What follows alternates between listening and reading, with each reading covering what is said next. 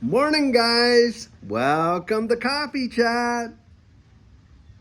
Wow, I'll tell you what.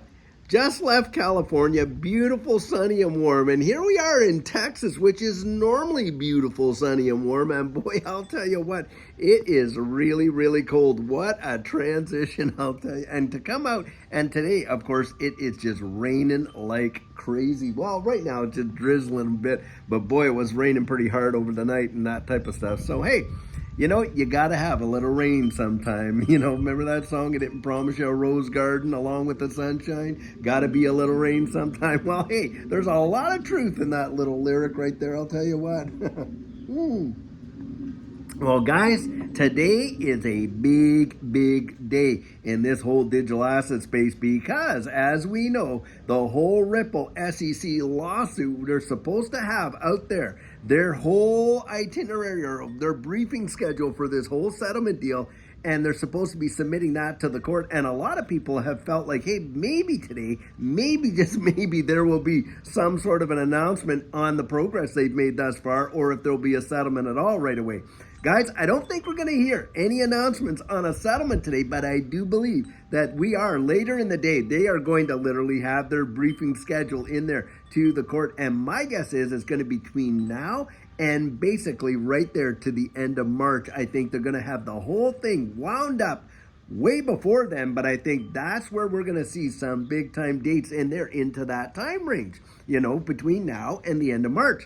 Now, guys, as we've discussed on this channel at length, and of course, we're citing John Deaton and some other legal experts, Jeremy Hogan and different ones like that. A lot of folks are saying, hey, listen, the settlement that's going to come down in this thing with respect to these quote unquote penalties and all that kind of stuff, because of course, we're looking at what, 770 million, and a lot of folks out there are thinking it's going to be maybe it's going to get chewed all the way down to like 10 or 20 million. And guys, that is a sneeze. And I think that at that point, Ripple will gladly cough that up to get this whole thing put behind them. They've already invested over $200 million according to Brad Garlinghouse, with respect to all of these legal fees. Now, having said that, there's a lot of folks out there say, well, Ripple may just turn their back on and abandon XRP altogether. Guys, the whole point of the fight that they fought, that $200 million fight there, was to absolutely say, hey, listen,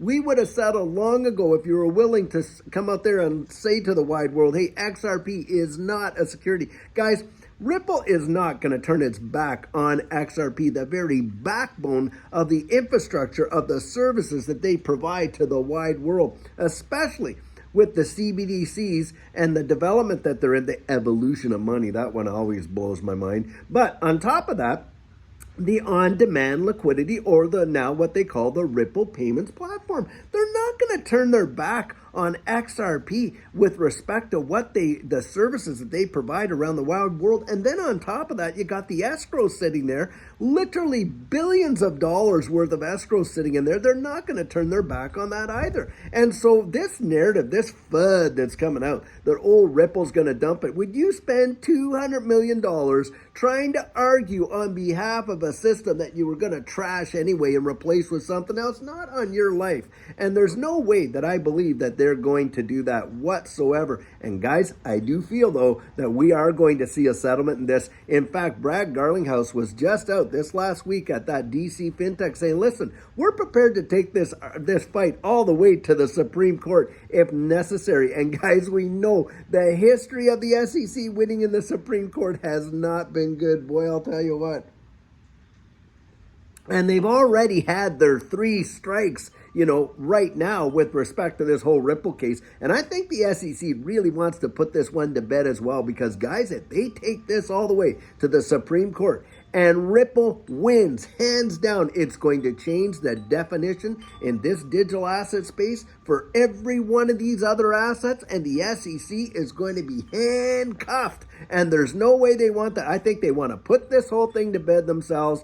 They want to it's a bad memory, blah, blah, blah, whatever they got to do to get that put to bed.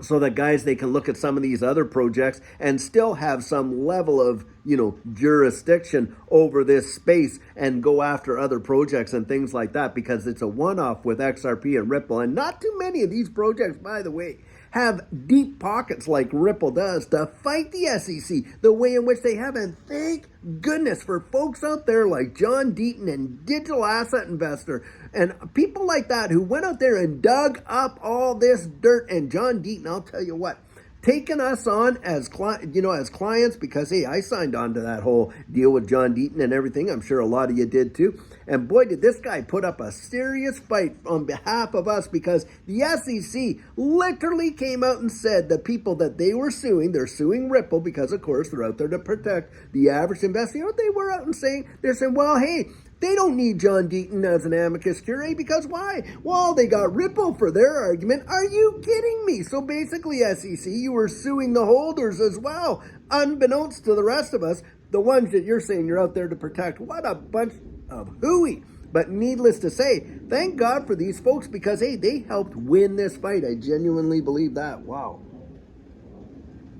And guys, I think the SEC, like I said there, they want to put it to bed. And I do believe that we are going to see a settlement in this case. And I also believe that it's not going to be anywhere near the astronomical amounts of 700 and some million. And I do believe it's going to get all the way chewed down, maybe into the deca millions, maybe even lower. Who knows? But I do think it's going to get chewed down to some nominal amount that Ripple is just going to say, yeah, here's your check. See you later. Because guys, the SEC wants to live to fight another day. They do not want a Supreme Court decision over this digital asset space that takes away their potential jurisdiction of it. That is absolutely what I believe. And then, look, a lot of companies, the SEC, by the way, the SEC chalks up as wins people that settle. Oh, well, that was a win. No, that wasn't a win.